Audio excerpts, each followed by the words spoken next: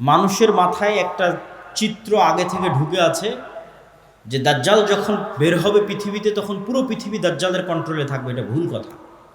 দাজ্জাল যখন বের হবে তখন পুরো পৃথিবী মুসলমানদের কন্ট্রোলে থাকবে। মানে মুসলমানেরা বিজয় করে শেষ করে দিবে, সব বিজয় করে ফেলবে। মসজিদে আকসা বিজয়, ইস্তাম্বুল বিজয়, খ্রিস্টানরা তো পরাজিতই হয়ে যাবে, ইতালির রাজধানী রোম বিজয়, ভারত বিজয়, পুরো পৃথিবীতে মুসলমানদের জয় জয়কর থাকবে। হাদিস থেকে আমি যতটুকু চিন্তা ভাবনা করে দেখেছি এটাই বেশি খাপ খায়, এটাই বেশি মিলে, যে দাজ্জাল বের হওয়ার পূর্বে ইমাম মাহদি আসার আগেই অথবা ইমাম মাহদির সাথী অথবা ইমাম মাহদি সহ যেটাই বলেন, দাজ্জাল এবং ঈসা ইসলাম আসার পূর্বে পৃথিবী মুসলমানদের, মসজিদে আকসা মুসলমানদের, তুরস্ক মুসলমানদের, ইতালি পুরো ইউরোপ মুসলমানদের, ভারত মুসলমানদের, সবই মুসলমানদের। মুসলমানদের বিজয় যখন সর্বোচ্চ স্তরে এবং দাজ্জালের কোনো ষড়যন্ত্র যখন আর কাজে দিচ্ছে না, দাজ্জালের পক্ষ হয়ে পৃথিবীতে কাজ করবে এরকম কোনো বড় শক্তি আর পৃথিবীতে নাই, এবার নিজেই দাজ্জাল বের হয়ে আসবে। কেননা যারা দাজ্জালের পক্ষ নিয়ে কাজ করে তারা সব বিপদে পড়ে গেছে, কেননা বিজয় মুসলমানদের হয়ে গেছে। তো ইহুদিরাও এক মাসিহের অপেক্ষা করতেছে, বিপদ থেকে, বিপদে পড়লে বিপদ থেকে বাঁচায় যে সে মাসিহ দাজ্জাল। খ্রিস্টানেরাও ঈসা মাসিহ, বিপদে পড়লে বিপদ থেকে বাঁচায় যে সেই মাসিহ ঈসা আলাইহিস সালাম বিপদ থেকে বাঁচাবে। খ্রিস্টানেরাও বিশ্বাস করে ঈসা আলাইহিস সালাম আবার আসবে, কিন্তু তারা এটা জানে না যে ঈসা আলাইহিস সালাম মারা যায়নি, জীবিত আছে। আমরা জানি ঈসা আলাইহিস সালাম মারা যাননি, জীবিত আছে, আর তারা মনে করে মরে গেছে, কিন্তু পুনর্জন্ম হয়ে পুনরায় ঈসা আলাইহিস সালাম পৃথিবীতে আসবে তাদেরকে বাঁচানোর জন্য, খ্রিস্টানদের বাঁচানোর জন্য। তাহলে সারা পৃথিবীর সবাই শেষ জামানার একজন বিশাল মাসিহের অপেক্ষায়।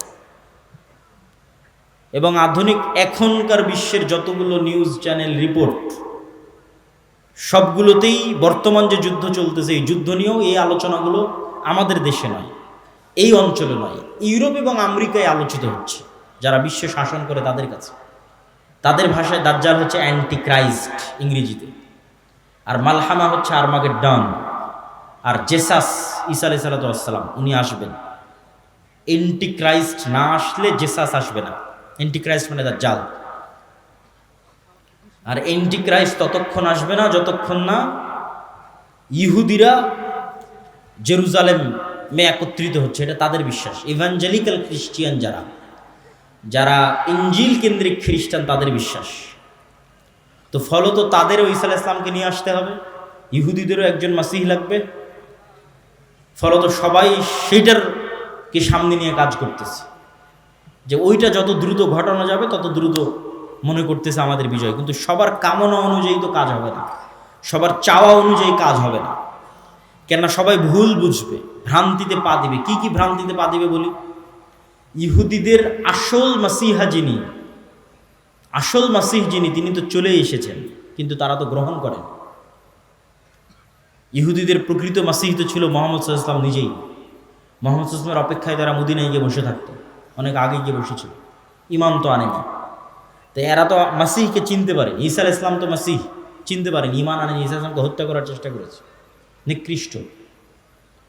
তো এই জন্য এদের সঠিক মাসিহ এরা পাবে না, এরা দাজ্জালকেই মনে করবে আমাদের মাসিহ, কিন্তু দাজ্জাল তো হবে ভ্রান্ত। এই জন্য দাজ্জালের অনুসারী কারা হবে? ইহুদিরা। রাসূল সাল্লাল্লাহু আলাইহি ওয়াসাল্লাম বলছেন, ইয়াতবাউ দাজ্জাল ৭০ আলফা ইহুদ মিন আসবাহান। ইরানের ইস্পাহান শহরের ৭০,০০০ ইহুদি দাজ্জালের অনুসারী হবে। তাহলে ইহুদিরা দাজ্জালকে মাসিহ মনে করে দাজ্জালের অনুসারী হবে, কিন্তু দাজ্জাল তো পরাজিত হবে। কিন্তু প্রথম যখন দাজ্জাল আসবে তখন তো সব ক্ষমতা দাজ্জালের হাতে, ফলত যে কেউ পথভ্রষ্ট হয়ে যাবে। তো এই অংশের সামারিটা করি। এই অংশের সামারি হচ্ছে দাজ্জাল এবং ঈসা আলাইহিস সালাম আসার পূর্বে মুসলমানেরা পৃথিবী বিজয় করবে এবং ইহুদি এবং খ্রিস্টানরা বিপদে পড়বে। যেহেতু ইহুদি এবং খ্রিস্টানরা বিপদে পড়বে, বিশেষ করে ইহুদিরা, তো এখন ইহুদিদের বাঁচানোর জন্য দাজ্জাল বের হবে।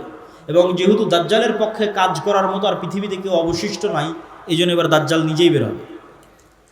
দাজ্জাল যখন নিজেই বের হবে তখন এক নিমিষে, এক সেকেন্ডে সকল ক্ষমতা দাজ্জালের কাছে চলে যাবে। মুসলমানেরা হতভম্ব, হতবিহ্বল হয়ে যাবে। আকাশও বৃষ্টি বর্ষণ করে না, জমিনও ফসল উৎপাদন করে না, দুর্ভিক্ষই নিয়তি ইমান নিয়ে বাঁচার জন্য। তথা সেই সফল যে বলবে আমি মরতে প্রস্তুত কিন্তু ইমান বিক্রি করতে প্রস্তুত নই। সেই সফল যার একটা টাকার প্রতি অবৈধ লোভ নাই, অবৈধ একটা টাকার প্রতি ন্যূনতম লোভ নাই। আপনি নিজেই নিজের আত্মা এবং নফসকে চেক করেন যে আপনার একটা টাকার প্রতি যদি, অবৈধ টাকার প্রতি যদি ন্যূনতম লোভ থাকে, আপনি দাজ্জালের ফিতনা থেকে বাঁচতে পারবেন না। পরকালে যার বিশ্বাস সর্বোচ্চ পর্যায়ে, পরকালে যার বিশ্বাস সর্বোচ্চ লেভেলে, ও দাজ্জালের ফিতনা থেকে বাঁচতে পারবে। আসহাবুল উখদুদ ওয়াস সামাই যাতিল বুরুজ ওয়াল ইয়াউমিল মাউউদ ওয়া শাহিদু ওয়া মাশহুদ কুতিলা আসহাবুল উখদুদ। ওদের বলা হলো হয় ঈমান না হয় সামনে আগুন, ঝাঁপিয়ে পড়ো। তো ওরা বলল আমরা আগুনেই ঝাঁপিয়ে পড়ব। তো ওরা আগুনে কেমনে ঝাঁপিয়ে পড়বে এটা ছাড়া সম্ভব নয় ঝাঁপিয়ে পড়া, যদি ওই আগুনে জান্নাত না দেখে। আর নিজের বাড়িতে যে এসি রুম আছে ওখানে জাহান্নামের আগুন জ্বলতেছে। তো ওরা এটা বিশ্বাস করে যে আমি যদি আমার এসি রুমে ফিরে যাই ইমান পরিত্যাগ করে, তাহলে ওই এসিরা বাতাস নয়, ওটা জাহান্নামের আগুন। আর যদি সামনের আগুনে ঢুকে যায় তাহলে এটা আগুন নয়, এটা জান্নাত। তো এই সেম ঘটনা তো দাজ্জালের সময় হবে। দাজ্জালের জান্নাতে যে ঢুকবে ও ঢুকে গেল জাহান্নামে, আর দাজ্জালের জাহান্নামে যে ঢুকবে ও ঢুকে গেল জান্নাতে। তাহলে পরকালের উপর ইয়াকিন না থাকলে তো আপনি দাজ্জালের ফিতনা থেকে বাঁচতে পারবেন না। তাহলে এবার দাজ্জালের আবির্ভাবের পর সারা পৃথিবীর সব মুমিন মুসলমান বিপদে, কোনো খাবার নাই, অসহায়, কিচ্ছু নাই। এবার বিপদগ্রস্ত মুমিন মুসলমানদের বাঁচানোর জন্য আসবে ঈসা আলাইহিস সালাম। এই হলো প্রেক্ষাপট। তাহলে শুরুতে বিপদে ইহুদি খ্রিস্টানেরা, বাঁচাতে আসবে দাজ্জাল। সব ক্ষমতা তখন দাজ্জালের কাছে। বিপদে এবার মুসলমানেরা। কোন মুসলমানেরা? যারা সব দেশ বিজয় করে শেষ করে দিয়েছে। তুরস্ক বিজয় করেছে, মসজিদে আকসা, ভারত, তারপরে ইতালি, সব বিজয় শেষ করে দিয়েছে। ওরা এখন চরম বিপদে। এবার ওদেরকে বাঁচানোর জন্য আসবে ঈসা আলাইহিস সালাম। ঈসা আলাইহিস সালামও এমন অলৌকিক ক্ষমতা নিয়ে আসবেন যে তার নিঃশ্বাস যতদূর পর্যন্ত যাবে, নিঃশ্বাসে কাফের মারা যাবে। আল্লাহু আকবার, আল্লাহু আকবার। নিঃশ্বাসের স্পর্শে কাফের মারা যাবে, রাসূল সাল্লাল্লাহু আলাইহি ওয়াসাল্লাম বলছেন। আর ঈসা আলাইহিস সালামের অলৌকিকত্ব এত টপ লেভেলের হবে যে দাজ্জালকে আলাদা করে হত্যা করা লাগবে না। দাজ্জাল যদি শুধু দেখে ঈসা আলাইহিস সালামের দিকে, ইয়াজুবু কামা ইয়াজুবুল মা, পানিতে লবণ দিলে যেভাবে গলে যায় সেভাবে গলে যাবে, ছেড়ে দিলে গলেই মারা যাবে। কিন্তু ঈসা আলাইহিস সালাম ছাড়বেন না, নিজে হাতে হত্যা করবেন। যেখানে হত্যা করবেন ওটাও ইসরায়েলের সীমানার মধ্যে। ইসরায়েলের বর্তমান রাজধানী তেল আবিব থেকে অতি নিকটে বাবে লুদ নামক জায়গায় দাজ্জালকে ঈসা আলাইহিস সালাম হত্যা করবেন।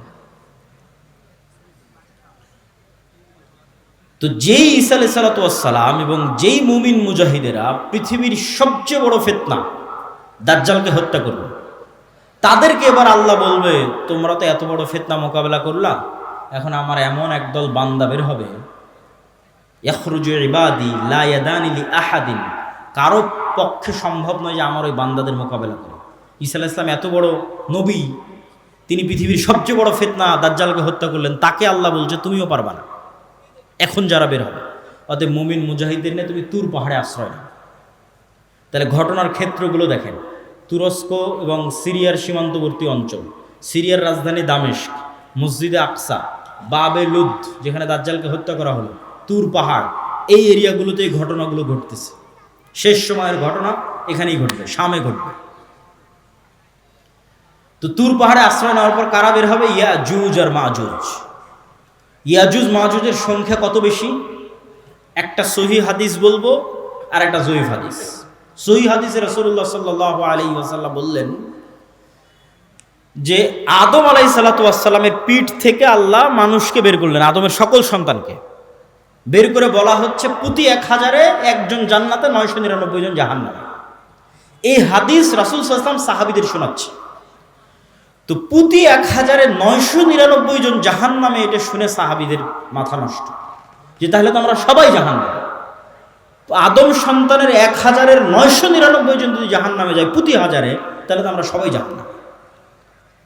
তখন মোহাম্মদ সাল্লাল্লাহু আলাইহি ওয়াসাল্লাম সাহাবীদের বলতেছে, হতাশ হয়ো না, এই 999 জনের বেশিরভাগই ইয়াজুজ মাজুজ।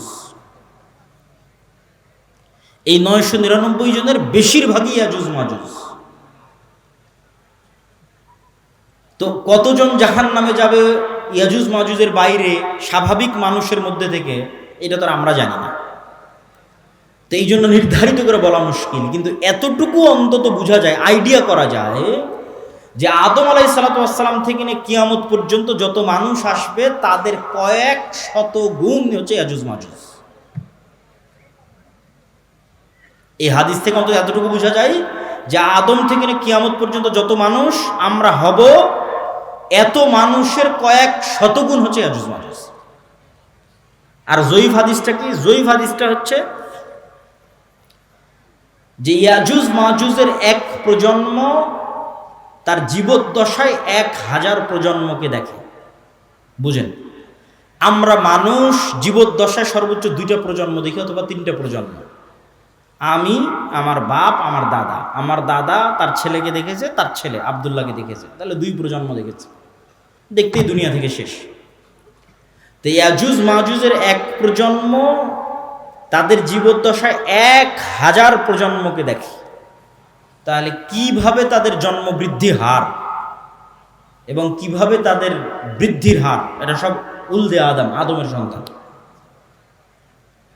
তো এরা পৃথিবীতে বের হয়ে সব পানি ফসল আদি যা আছে সব খেয়ে শেষ করবে, এবং তাদের এই ভয়ঙ্কর ভয়াবহতায় তুর পাহাড়ে ঈসা আলাইহিস সালাতু ওয়াস সালাম বিপদে মুমিন মুজাহিদদের নিয়ে, খাবার নাই, ওই সেম কষ্ট, দাজ্জাল থাকতে যে কষ্ট ছিল ওই কষ্ট। এখান থেকে আপনি আর একটা জিনিস শিখেন যে আপনি কত বড় নবী, কত বড় উলিয়া, কত বড় মুজাহিদ, তাও আল্লাহ আপনাকে কিভাবে বিপদ দিয়ে পরীক্ষা করতেছে। কেমন বিপদ? এত বড় নবী, তাও খাবার নাই। যে নবী নিজে হাতে দাজ্জালকে হত্যা করেছে তার খাবার নাই, সে নবী এখন আল্লাহর কাছে কাঁদতেছে যে আল্লাহ এই বিপদ থেকে বাঁচান। তো এই জন্য সবসময় আল্লাহর সামনে নত, আল্লাহর সামনে সাহায্য, এটা ছাড়া কোনো রাস্তা নেই। তো ঈসা আলাইহিস সালামের কান্নাকাটি এবং মুমিন মুজাহিদদের কান্নাকাটিতে আল্লাহ সুবহানাহু ওয়া তাআলা ইয়াজুজ মাজুজের শরীরে এক প্রকার পোকামাকড় এবং অসুখ দিবেন। তারা মারা যাবে কেমন করে? হাদিসের বাক্যটা শুনেন, কামাউতি নাফাসিন ওয়াহিদিন। একটা মানুষ মারা গেলে যা হয়, পুরো ইয়াজুজ মাজুজ একসাথে ওইভাবে মারা যাবে, যেন একটা মানুষ মারা গেল। তথা একটা মানুষ মরতে যতটুকু সময় লাগে, পুরো ইয়াজুজ মাজুজ কোটি কোটি হাজার হাজার ওইভাবে একসাথে, at a time, at a moment, at a second মারা যাবে। তো এবার ঈসা আলাইহিস সালাতু ওয়াস সালাম জমিনে ফিরে আসবেন, তো জমিনে পা রাখার জায়গা নাই। এত কোটি কোটি মানুষ যদি মরে পড়ে থাকে কি অবস্থা, লাশের দুর্গন্ধ। এবার ঈসা আলাইহিস সালাম আবার আল্লাহর কাছে কান্নাকাটি করবে, দোয়া করবে। তখন আল্লাহ সুবহানাহু ওয়া তাআলা রাসূল সাল্লাল্লাহু আলাইহি ওয়াসাল্লামের ভাষা অনুযায়ী আনাকি ইবিলিল বুখত, বুখত গোত্রের উটের কুঁজ যেমন উঁচু হয়, ওই রকম উঁচু কুঁজ বিশিষ্ট একদল পাখিকে পাঠাবেন, যেই পাখি হাজার হাজার কোটি কোটি লাখ লাখ লাশকে নিয়ে যে এমন জায়গায় ফেলে দিবে যেখানে মানুষ বসবাস করে না। উত্তর মেরু হোক, দক্ষিণ মেরু হোক, সাইবেরিয়া হোক, যেখানে হোক, আল্লাহ ভালো জানেন, যেখানে আল্লাহ বলবেন। তারপরে আসমান বৃষ্টি বর্ষণ করে এই জমিনকে পরিষ্কার করে দিবে। তারপরে ঈসা আলাইহিস সালাতু ওয়াস সালামের শাসন চলবে হাদিস অনুযায়ী 7 বছর, আর বাইবেলের বর্ণনা অনুযায়ী 1000 বছর। তো 7 বছর ঈসা আলাইহিস সালাতু ওয়াস সালামের এই শাসনে এতটা নিরাপত্তা এবং শান্তি বিরাজ করবে যে এতদিন যত যুদ্ধ বিগ্রহের সামগ্রী ছিল এগুলো কাজে লাগবে না, ওগুলো জ্বালিয়ে পুড়িয়ে দেওয়া ছাড়া কোনো কাজ নাই। আর এত বরকত আসমান এবং জমিন উন্মুক্ত করে দিবে যে একটা ডালিম একটা গ্রাম খাবে, একটা গাভীর দুধ একটা পুরো বংশ খাবে, এত বরকতে আল্লাহ পরিপূর্ণ করে দিবে। তারপরে এক শীতল বাতাসে মুমিন মুসলিম এবং ঈসা আলাইহিস সালাম সবাই মারা যাবে, শুধু ফাসিক এবং ফাজেরেরা পৃথিবীতে থাকবে। এবার যত হাদিস শুনেছেন এই ধরনের, যে পৃথিবীতে এমন একদিন আসবে যে কোরআন পড়ার কেউ থাকবে না, এখন সেগুলো আল্লাহ নাম নেওয়ার কেউ থাকবে না, এগুলো ঈসা আলাইহিস সালামের মরার পর। মানুষ জেনায় লিপ্ত হবে খোলা মাঠে কুকুর শ্রীগালের মতো, লজ্জা বুঝবে না, এগুলো ঈসা আলাইহিস সালামের আগে নয়। ঈসা আলাইহিস সালামের আগে কোরআন থাকবে, দিন থাকবে, এটা তো পূর্ণতায় পৌঁছে যাবে। এখন পতন দেখতে পাচ্ছেন, কিন্তু আল্লাহ মুতিম্মু নূরিহি আগেই বলে নিয়েছে আয়াতগুলো, এই দিন তো সারা পৃথিবী বিজয় করবে, আর এই বিজয় ধারা তো ঈসা আলাইহিস সালামের আসার আগেই শুরু হয়ে যাবে। তাহলে কিভাবে কোরআন হাদিস শেষ হবে? শেষ হবে না, এগুলো আরো বাড়বে। কিন্তু এটা শেষ যে হবে সেটা কখন? ঈসা আলাইহিস সালামের মরার পর। তখন আর নাই, তখন কোরআন নাই, হাদিস নাই, আল্লাহর নাম নাই, মানুষের লজ্জা উঠে যাবে। এই পুরো ঘটনা থেকে যা বর্ণনা করলাম, ধারাবাহিকতা, এই ধারাবাহিকতা থেকে আমার এবং আপনার শিক্ষা কি? তার আগে একটা প্রশ্নের উত্তর দিয়ে নিই, দাজ্জাল কোথায়, ইয়াজুজ মাজুজ কোথায়?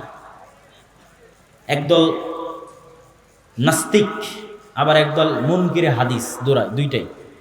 মুনকিরে হাদিসেরাও ভিডিওর পর ভিডিও দেয়, বলে যেটা কোরআনে না এটা বিশ্বাস করবে না। কোরআনে কিন্তু ইয়াজুজ মাজুজের কথা আছে, দাজ্জালের কথা নাই। বলে যেটা কোরআনে না এটা বিশ্বাস করবে না। আবার একদল নাস্তিক বলে যে এই পৃথিবীর স্যাটেলাইট ক্যামেরা সব আছে, কই তোমার দাজ্জাল, কই তোমার ইয়াজুজ মাজুজ? একটা ছোট্ট তথ্য দিয়ে রাখি, মানুষ মহাকাশ সম্পর্কে যা জানে এই মাটির নিচ সম্পর্কে তাও জানে না।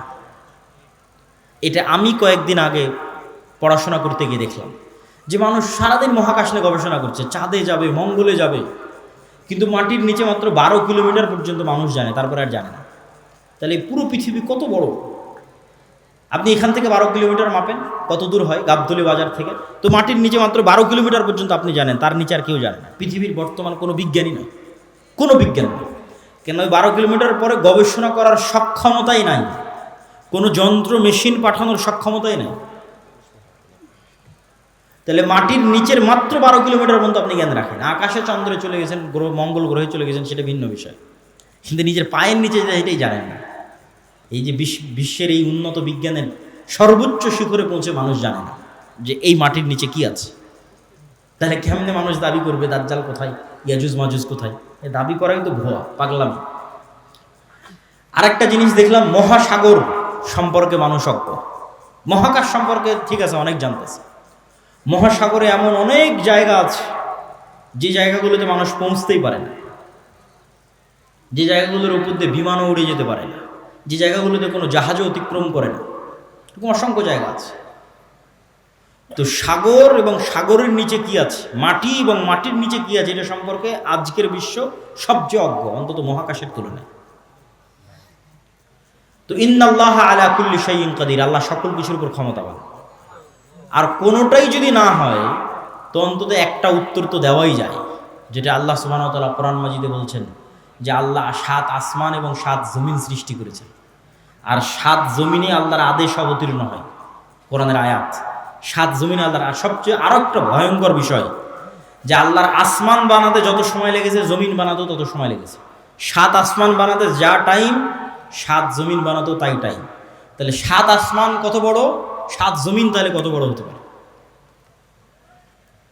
এখন ইয়াজুজ মাজুজ আর দাজ্জাল যদি অন্য জমিন থেকে বের হয়ে আসে, এই জমিনে কিছু করার নেই,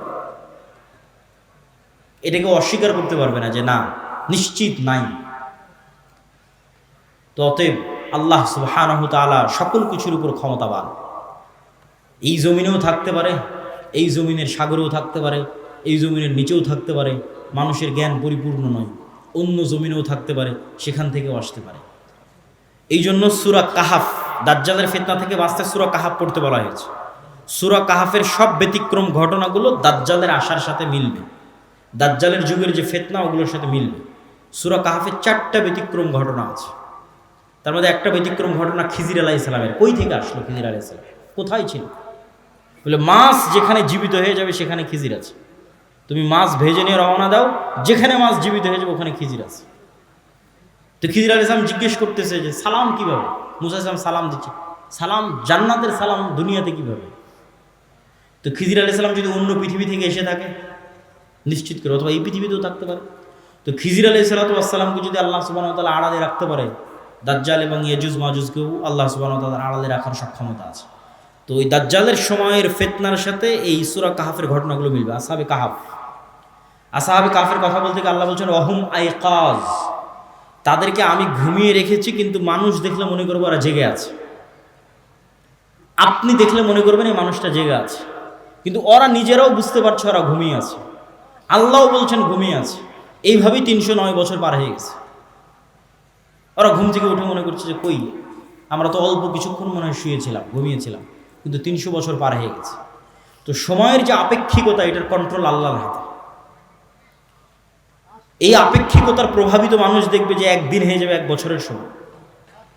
তো পৃথিবীতে অবশ্যই ব্যাপক কোনো পরিবর্তন ঘটবে, যেটার প্রভাবে 1 বছর, 1 মাস, 1 সপ্তাহ, সেটা কি আল্লাহ সুবহানাহু ওয়া তাআলা ভালো জানে। তো প্রিয় উপস্থিতি, এই 1 নাম্বার কর্তব্য কি? সংক্ষিপ্ত বক্তব্য শেষ করে দিচ্ছি। এগুলোর উপর ঈমান রাখা। 2 নাম্বার কি? যে কোনো মুহূর্তেই দাজ্জাল বের হতে পারে, যে কোনো মুহূর্তে কিয়ামত হতে পারে। কথা এটাই ঠিক। রাসূল সাল্লাল্লাহু আলাইহি ওয়াসাল্লাম আশঙ্কা করতেন দাজ্জাল মনে হয় এখনই বের হয়ে গেল। এরকম অনেকগুলো ঘটনা আছে হাদিসে। ইবনে সাইয়াদের ঘটনাগুলো বেশি, তার মধ্যে প্রসিদ্ধ। তো ফিতনা তো সবসময়ই চলছে। তো ফিতনার সময় আপনি বেঁচে থাকবেন, ঈমান নিয়ে বেঁচে থাকবেন, এটার 2টা কাজ: পরকালের প্রতি সর্বোচ্চ জ্ঞান, সর্বোচ্চ ইয়াকিন, এবং অবৈধ 1 টাকার উপরে, অবৈধ ধন সম্পদ ক্ষমতার উপর ন্যূনতম লোভ না থাকা। এবং সফলতা এটা নয় যে আপনি বাড়ি গাড়ি টাকা পয়সার মালিক হবেন। সফলতা এটা যে আপনি ঈমান এবং সালাত অবস্থায় পৃথিবী থেকে বিদায় নেবেন, এটাই সফলতা। তো আল্লাহ সুবহানাহু ওয়া তাআলা যেন আমাদের ঈমান অবস্থায়, সালাত অবস্থায় পৃথিবী থেকে বিদায় নেওয়ার তৌফিক দান করে বলেন আল্লাহুম্মা আমিন। কেন আমাদের ঈমান অবস্থায় বিদায় নিতে হবে? এত লম্বা ঘটনা বলে এই পুরো ঘটনার উপর একটু পানি দিয়ে একটা কথা বলে, সেটা হচ্ছে ঈসা আলাইহিস সালাম যখন আসবে, ইমাম মাহদি যখন আসবে, দাজ্জাল যখন আসবে, তখন কি নতুন কোনো দিন আসবে নাকি? নতুন কোনো কোরআন আসবে নাকি? নতুন কোনো হাদিস আসবে নাকি? কোরআন এবং হাদিস তো এটাই যেটা এখন আছে। তাহলে সবচেয়ে বড় ঘটনা তো আগেই ঘটে গেছে, মুহাম্মদ সাল্লাল্লাহু আলাইহি ওয়াসাল্লামের আসা এবং কোরআনের প্রেরিত হওয়া। তাহলে ঈসা আলাইহিস সালাম যে কোরআনের উপর আমল করবেন ওটা আপনার কাছে আছে। ইমাম মাহদি যেই কোরআন দিয়ে রাষ্ট্র চালাবে ওটা আপনার কাছে আছে। আর দাজ্জাল যেই নবীকে মানতে বলতেছে ওই নবী চলে যাওয়ার 1400 বছর হয়ে গেছে। তাহলে কাজ আমাদের কাছে আছে। হ্যাঁ, ইমাম মাহদি যেই দিন আসবে সেই দিন আমি সব কিছু করবো, জি না, এটাতে প্রোডাক্টিভিটি নষ্ট হয়। এই জন্য আগেই বলেছি দাজ্জাল আসার আগেই মুসলমানেরা বিজয় করবে। এই জন্য প্রোডাক্টিভিটি বন্ধ করা যাবে না, কেন আসল কাজ তো আমাদের কাছে আছেই। নতুন করে তো আর কিছু আসবে না। ঈসা আলাইহিস সালাম তো নতুন কোরআন আনবেন না, এই কোরআন তো আমার কাছে আছে। ইমাম মাহদি তো আর নতুন হাদিস নিয়ে আসবে না, হাদিস তো এটাই, তো ওটা তো আমাদের কাছে আছে। তাহলে কাজ তো আমাদের কাছে আছে। আরও একটা কি মাথায় নিয়ে উঠে যাবেন, মানুষের মৃত্যু কিয়ামত, কিয়ামত আমার মরে যাওয়াই আমার কিয়ামত। কেন? আমি তো পরকালের জগতে ঢুকে গেছি, কবর, বারজাখ। আমার মৃত্যুর মাধ্যমে আমি পরকালের জগতে ঢুকে গেলাম, তাহলে আমার কিয়ামত তো আগেই হয়ে গেল। দাজ্জাল আসার আগেই কিয়ামত হয়ে গেল আমার। তাহলে আমার মৃত্যু যেহেতু আমার দোরগড়ায়, তাহলে দাজ্জাল কখন আসলো, মাহদি কখন আসলো, সেটার প্রতি ধর্তব্য না করে ওই যুগেও যেই কোরআনের উপর আমল হবে, যেই কোরআন দিয়ে বাঁচা যাবে, সেই কোরআন আমার কাছে আছে। তাহলে এখন আপনার কাজ কি? আপনার নিজের মৃত্যুর প্রস্তুতি নেওয়া, আর আপনার সামনে যে কোরআন আছে, যেটা সবচেয়ে বড় ঘটনা, দাজ্জালের চেয়েও বড় ঘটনা, মাহদি ঈসার চেয়েও বড় ঘটনা, কোরআনের প্রেরিত হবে, এইটার উপর আমল করা, পড়া, হাদিস পড়া এবং আমল করা। এবং ইমানের উপর মৃত্যু, সালাতের উপর মৃত্যু, এটা অতীত যুগের সব নবী রাসূলের শিক্ষা। আল্লাহ সুবহানাহু ওয়া তাআলা আমাদের তৌফিক দান করুক, আল্লাহুম্মা আমিন। বক্তব্যের শেষে বৈঠকি দানের আহ্বানের পাশাপাশি 2টা জরুরি কথা। এই যে ভাইয়েরা যারা মক্তব পরিচালনা করে গাবতলী শাখায়, আপনারা আমাদের মক্তব অলিম্পিয়াড দেখেছেন এনটিভিতে, বিশাল আয়োজন। সারা দেশে প্রায় 7 শতাধিক মক্তব আমাদের অধীনে ট্রেনিং করা আছে। এখনও ট্রেনিং চলতেছে রাজশাহী জামিয়া সালাফিয়াতে, নতুন 30-40টা মক্তবের। এরকম প্রতিনিয়ত ট্রেনিং চলতেই থাকে। তো এই যে প্রায় 30,000 ছাত্র ছাত্রী